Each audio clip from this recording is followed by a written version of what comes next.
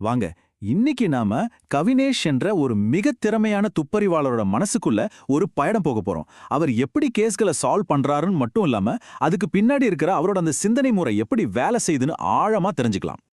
இந்த ஒரு வரியே போதும் அவரோட வேலை செய்யற விதத்தை புரிஞ்சிக்க. ரொம்பவே சிக்கலான மர்மங்களை கூட அவர் ரொம்ப அமைதியா நிதானமா அழுக்கிறாரு. சொல்லப்போனா ஒரு குழப்பமான சூழல்ல இருந்து ஒரு ஒழுங்க கொண்டு வர்றது தான் அவரோட திருப்தி. சரி, கவினேஷ் மாதிரியே ஒரு துப்பறிவாளரை எது இவ்வளவு திறமையானவரா மாத்துது? இதுக்கு பின்னாடி ஏதோ சூப்பர் பவர்லாம் இல்ல, ஆனா அவருக்குன்னு ஒரு தனித்துவமான மெத்தட் இருக்கு. அதைத்தான் நாம இப்போ ஒன்னொன்னா பார்க்க போறோம். வாங்க உள்ள போலாம்.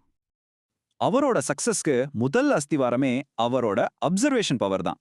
மத்தவங்க எல்லாரும் சாதாரணமா பார்த்துட்டு போற விஷயத்துல கூட அவர் கண்ணுக்கு ஏதோ ஒன்னு தென்படும். அதுதான் அவரோட வெற்றியின் ரகசியம். இன்னும் புரியுற மாதிரி சொல்லணும்னா, மத்தவங்க ஒரு கிரைம் சீனை வெறும் கிரைம் சீனா பார்க்கும்போது கவினேஷ் அதை ஒரு கதை மாதிரி பார்க்கறார். அங்க இருக்கிற சின்ன சின்ன டீடைல்ஸ் எல்லாம் அந்த கதையை நமக்கு சொல்லும்னு அவர் நம்புறார்.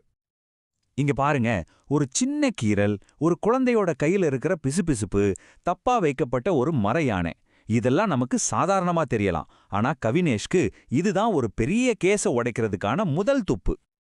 இப்போ ஒரு சிம்பிளான கேஸ் எடுத்துக்கலாம். ஒரு வண்டியில இருந்து மாம்பழம் காணாம போகுது. யாரு பார்த்ததுக்கும் சாட்சி இல்ல.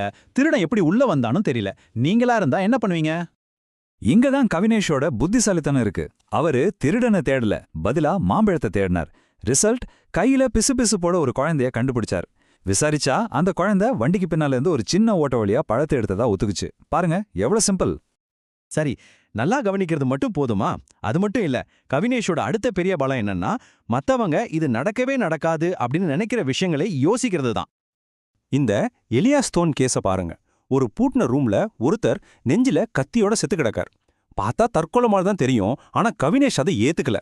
அந்த நபர் சாகாவரம் பத்தி ரொம்ப தீவிரமா இருந்ததை கண்டுபிடிச்சு இது ஒரு அமானுஷ்ய சடங்குல நடந்த விபத்துன்னு ப்ரூவ் பண்ணார். பாத்தீங்களா அந்த வித்தியாசத்தை? இந்த கேஸ் அவரோட மெத்தட சூப்பரா விளக்குது.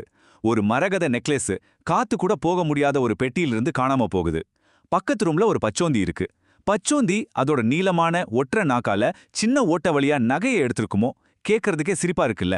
ஆனா கவினேஷ் அதை தான் யோசிச்சார். அதுக்கான ஆதாரத்தையும் கண்டுபிடிச்சார். நம்ப முடியாததை உண்மையாக்கினார்.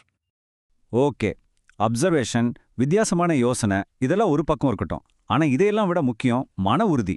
பிரஷரை எப்படி ஹேண்டில் பண்றோங்கிறது தான். இதுக்கு ஒரு பெஸ்ட் எக்ஸாம்பிள் தான் அவரோட ரெண்டாவது முக்கியமான கேஸ், கிசிகிசிக்கும் கற்குவைகள் மர்மம். இது அவரோட திறமையை மட்டும் இல்ல, அவரோட மன உறுதியையும் சோதிச்ச ஒரு கேஸ். யோசிச்சு பாருங்க, ஊரே அது ஒரு சாபுன்னு நம்புது. மீடியா, மக்கள்னு எல்லாரும் அவரை நெருக்குறாங்க. அந்த சமயத்துல கவினேஷுக்கே அவரோட திறமை மேல சந்தேகம் வர ஆரம்பிச்சது. அந்த அளவுக்கு பயங்கரமான பிரஷர். அந்த மாதிரி நேரத்துல யாருமே பண்ணாத ஒரு விஷயத்த அவர் பண்ணார். அவசரப்பட்டு ஒரு முடிவுக்கு வர்றதுக்கு பதிலா எல்லாத்துல இருந்து ஒதுங்கிட்டாரு. அந்த இரைச்சல முழுசா புறக்கணிச்சார்.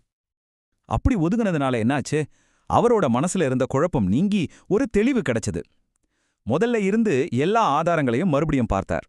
கடைசியில அந்த சாபத்துக்கு பின்னாடி இருந்தது மனுஷங்க தான் கண்டுபிடிச்சார். இது ஒரு மிகப்பெரிய பாடம் இல்லையா?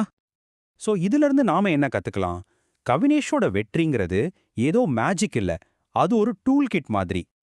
அந்த டூல் கிட்ல 3 முக்கியமான கருவிகள் இருக்கு. 1 நுணுக்கமான கவனிப்பு, 2வது வித்தியாசமா யோசிக்கிற தைரியம், 3வது எவ்வளவு பிரஷர் வந்தாலும் தாங்கிக்கிற மன உறுதி. இந்த 3 இருந்தா மர்மமான வழக்குகளை மட்டும் இல்ல, நம்ம வாழ்க்கையில வர எந்த ஒரு சிக்கலான பிரச்சனையும் நம்மால தீர்க்க முடியும். கவினேஷோட கதைகள் நமக்கு ஒன்னு ஞாபகப்படுத்துது. வாழ்க்கையில வர்ற பெரிய பெரிய புதிர்களுக்கெல்லாம் க்ளூஸ் நம்ம கண்ணு முன்னாடி தான் இருக்கு. ஆனா நம்ம அதை சரியா பார்க்கறோமா இல்ல சும்மா கடந்து போறோமாங்கிறது தான் கேள்வி. நீங்க என்ன நினைக்கிறீங்க?